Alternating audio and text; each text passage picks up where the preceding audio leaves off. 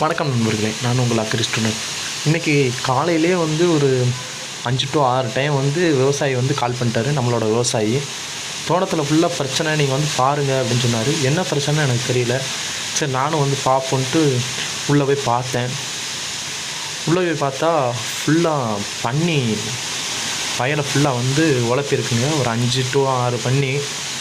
அந்த வேலி மரம் தெரியுது பாருங்கள், அந்த வேலியில் தான் அந்த பன்னிகள் ஃபுல்லாக இருக்கான். நைட் டயத்தில் மட்டும் வந்து இந்த தோட்டத்தை ஃபுல்லாக வந்து வம்பாக்கிறது.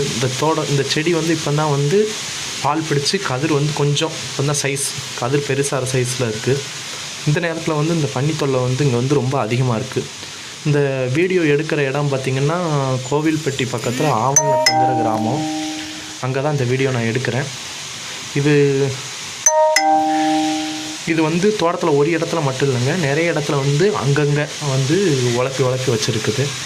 இதுக்கு சொல்யூஷன் என்னன்னு கேட்டாங்க. சொல்யூஷனுக்கு சொல்லியிருக்குது, 2 பிரச்சனைக்கு சொல்லியிருக்குது. ஒன்று ஸ்பீக்கர் வைக்க சொல்லியிருக்கு, டாகி வாய்ஸ் ஸ்பீக்கர் வைக்க சொல்லியிருக்கு. ரெண்டாவது இதுக்கு ஒரு பொடி இருக்குது, அது ஒரு வாசனை குருணை மருந்து கூட சேர்ந்த ஒரு பொடி இருக்குது. அதையும் சேர்ந்து வந்து தோட்டத்தை சுற்றி வந்து போட சொல்லியிருக்குது.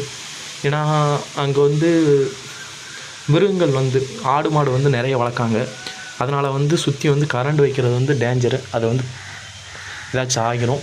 அதனால் வந்து சாதாரண முறைப்படியே இதை பண்ண சொல்லியிருக்கு, ஸ்பீக்கர் வைக்க சொல்லியிருக்கு. என்ன பண்ண, இதை கொஞ்சம் அரசாங்கம் இதை கொஞ்சம் கவனிக்கணும்.